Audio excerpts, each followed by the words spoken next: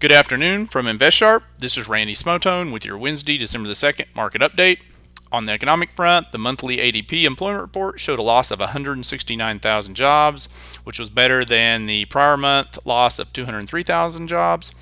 The Beige Book stated, and I quote, "Economic conditions have generally improved modestly since the last report," and it goes on to say other things, but that was really the key point out of there. We had the EIA petroleum status report today, and it showed a more than expected rise in inventories. Then there was breaking news after the bell that Bank of America is raising capital and is planning to pay back the $45 billion in TARP money.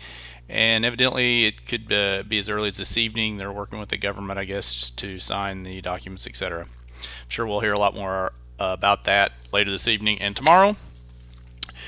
For tomorrow, economic reports to watch for is going to be the weekly jobless claims. The forecast is 485,000, and also the monthly ISM non-manufacturing index, and the forecast is 52. The dollar, gold, silver, and copper were up, and oil was down today. Light sweet crude futures were down today by $1.77 to settle at $76.60 a barrel. Let's take a look at the Dow. The Dow closed down 18 points to 10,452.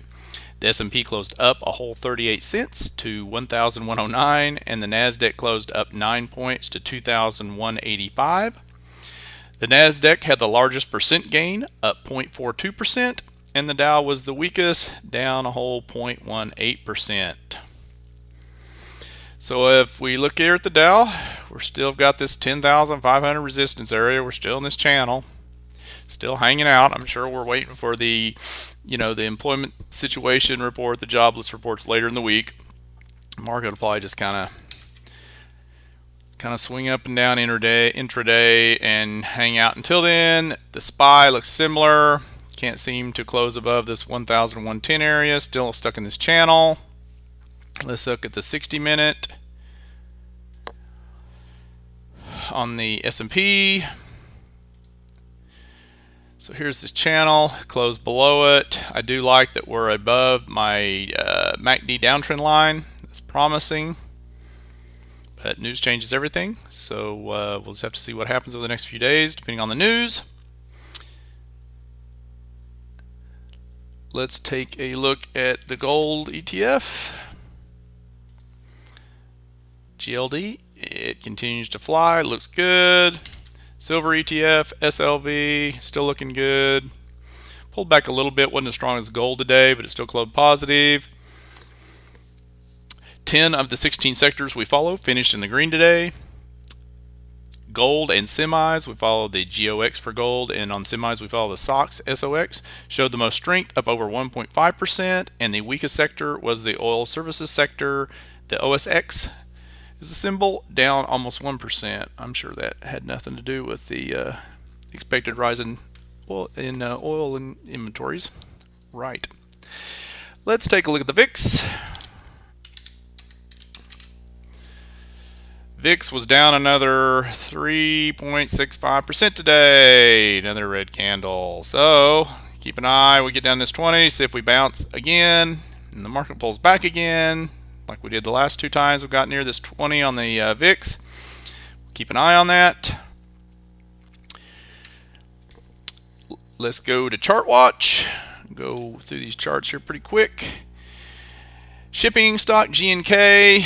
Well, it's been, it broke out above this it broke out of this triangle, went up here, come back, touched the backside of it. It was actually a little weak today. So again, you could probably do a partial entry here, but keep your eye on the GNK. Still doesn't look bad.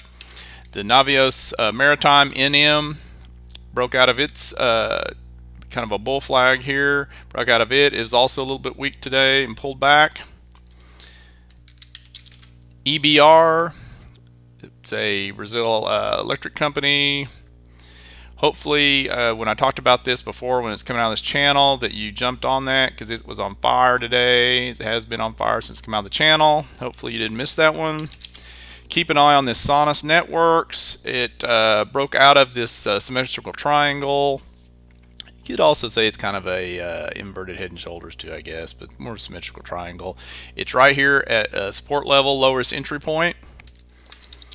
And of course, just the typical strong stocks, C-Trip, Amazon, PCLN, Priceline, TSL, still flying after it came out of its bull flag. Treehouse Foods, it's still stuck in this channel. I've mentioned about maybe buying it here and then put a stop down here below the low of this candle here, 33.80. It looks good. There's some buying come in. You could at least get it, let it go back up here, and then take it off at 38, or you could wait, break out either way, or take partial off. AUO, another one I was talking about jumping on board here. Hopefully you did. Still looking good. TCO, talked about jumping on this one. Also, hopefully you're riding that one.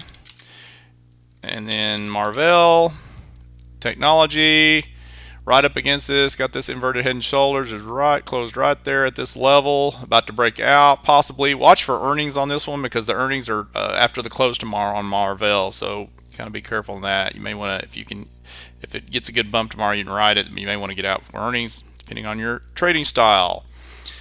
And then China Green Agriculture is back on fire again today, up 8%. And Nucor still, it's above this downtrend line now. I mentioned getting it back in here. It was looking good as well. A lot of the stills are looking pretty good right now. I'll give you a couple of bearish ones. Weatherford International, it's in this channel down. You'd maybe short it like up here near this channel if it gets back up there. And Baker Hughes also is in this channel down, so keep an eye on those for possible shorts.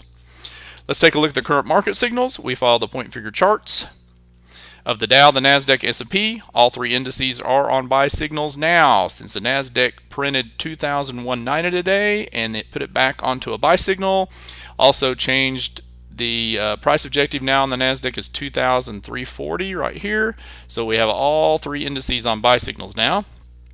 All right, do a quick look here. The Dow still around this area like it has been. SPX, another one right in here, looks fine. And then of course in our Nasdaq that went back on a buy signal.